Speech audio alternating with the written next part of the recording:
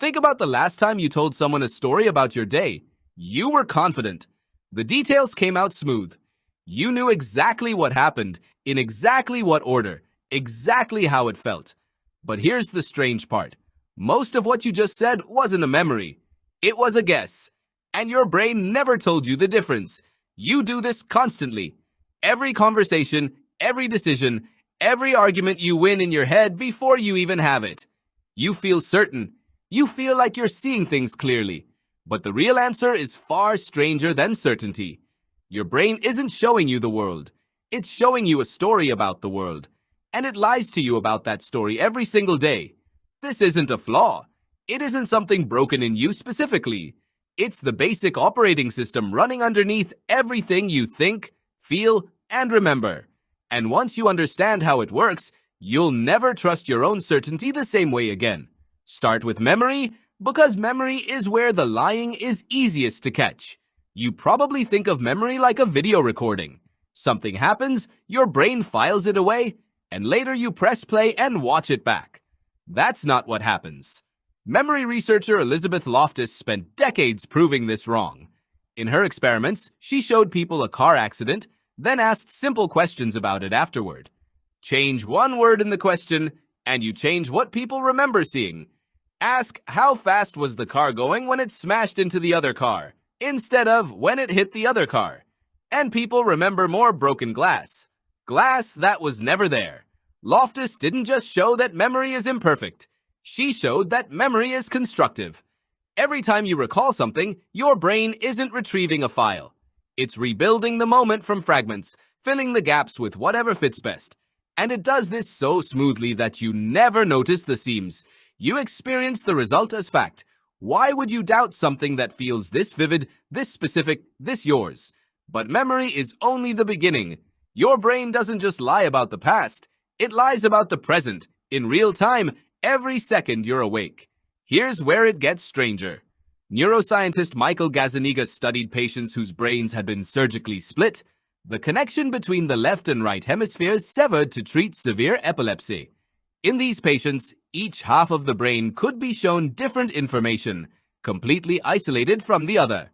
Gazzaniga would show an instruction to the right hemisphere, the side that controls the left hand, and the patient's left hand would act on it. Stand up and walk, for example. Then he'd ask the patient why they stood up. The left hemisphere, the verbal half, had no idea about the instruction. It hadn't seen it. It couldn't have known the real reason. So what did it do? It made one up. Instantly, confidently, without hesitation, the patient would say something like, "I wanted to get a soda." No confusion, no sense that anything was wrong. Just a clean, plausible explanation for a decision the speaking half of the brain didn't actually make. Gazzaniga called this part of the brain the interpreter. Its job isn't to report the truth. Its job is to construct a story that makes sense of your behavior, whether or not that story is accurate. And here's the part that should unsettle you.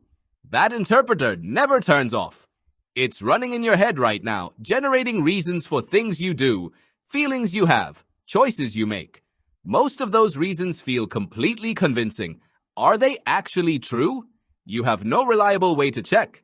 This is why you can be so sure about why you're angry at someone, why you picked one job over another, why you fell for the person you fell for, and still be wrong. Not lying to others. Lying to yourself, without any awareness that a lie is happening. Zoom out further, and the lying gets even bigger. Neuroscientist Anil Seth describes ordinary perception itself as a kind of controlled hallucination. Your eyes don't send a finished picture to your brain. They send scattered, incomplete, noisy signals. Your brain takes that mess and predicts what should be there, based on past experience, then fills in the picture before you're even aware you're seeing it.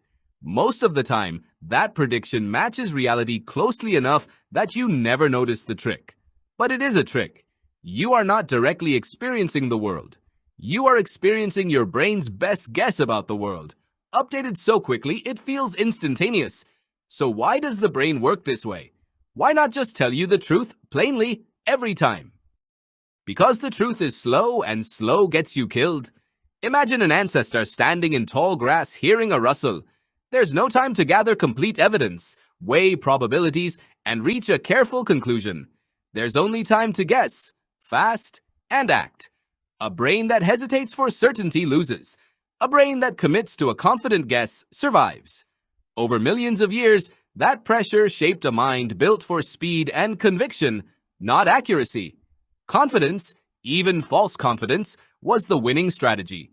Daniel Kahneman spent his career mapping exactly this trade-off. He described two systems running inside you. One is fast, automatic, and emotional, jumping to conclusions with almost no effort. The other is slow, deliberate, and effortful, the kind of thinking you use to solve a hard math problem. The fast system runs almost everything, almost all the time, because the slow one is expensive and tiring. Kahneman's research showed something uncomfortable. The fast system doesn't just make quick guesses, it makes you feel certain about those guesses, even when they're wrong. Even when the slow system, if you bothered to engage it, would catch the error immediately. That certainty is the lie. Not the mistake itself, but the feeling that comes attached to it. The feeling that says, trust this, you're right. That feeling evolved to keep you moving, not to keep you accurate. It gets stranger still. You'd assume, at minimum, that you know your own preferences. Surely nobody can fool you about what you actually want. Psychologist Petter Johansson decided to test that assumption directly. He showed people two photographs of faces and asked them to point to the one they found more attractive. Then, using a simple sleight of hand, his team secretly swapped the photo, handing back the face the person had just rejected. Most people didn't notice the switch. Even stranger, when asked to explain their choice, they confidently listed reasons for preferring a face they had never actually chosen. Something about the smile. Something about the eyes. Detailed, specific, and built entirely after the fact. Johansson called this choice blindness. It shows that the interpreter Gazzaniga discovered isn't limited to patients with a severed brain. It runs in everyone, constantly, quietly rewriting your own preferences into a story that feels coherent. You don't just misremember the past. You can be handed a decision you never made and defend it as your own, without a flicker of doubt. So think about what this means for you, today, in a world that looks nothing like the tall grass your ancestors stood in. You scroll through a headline for 2 seconds and feel certain you understand the whole story. You do. That confidence isn't coming from the article, it's coming from the same fast system that once decided, in a heartbeat, whether a shadow was a predator. You remember an argument with someone you love, certain about who said what first. Loftus would tell you that memory has already been rebuilt, shaped by how you feel about that person now, not by what was actually said then. You explain, with total conviction, exactly why you made a big decision. Gazzaniga's interpreter is doing that work, stitching together a tidy explanation, whether or not it's the real one. You look at a stranger's face for half a second and form a snap judgment about who they are. Seth would say you're not seeing them. You're seeing your brain's prediction of them, built before you actually looked. You sit in a meeting, certain your idea is the strongest one in the room, certain the silence afterward means people are impressed rather than unconvinced. Johansson's research suggests that certainty was manufactured after the fact, stitched together to match how you wanted to feel, not how the room actually reacted. You replay a breakup or a friendship that ended, absolutely sure of your own role in it, sure you were the reasonable one. Every version of that story has been rebuilt dozens of times since it happened, each retelling a little more flattering, a little more convenient, and each time it felt exactly as true as the last. Even your taste, the shows you love, the food you crave, the music that feels like it defines you, is less fixed than it feels. Ask yourself why you like it, and your brain will hand you a reason instantly. Confident, specific, and very possibly invented on the spot. The same way Johansson's subjects invented reasons for a face they never chose. None of this makes you gullible, it makes you human, running the same ancient machinery everyone else is running. Machinery built for a world of rustling grass, not one of infinite information and instant reactions. The problem isn't that your brain lies. The problem is that it never tells you when it's doing it. So here's the uncomfortable question worth sitting with. How many things are you completely certain about right now that simply aren't true? You probably can't answer that. Nobody can.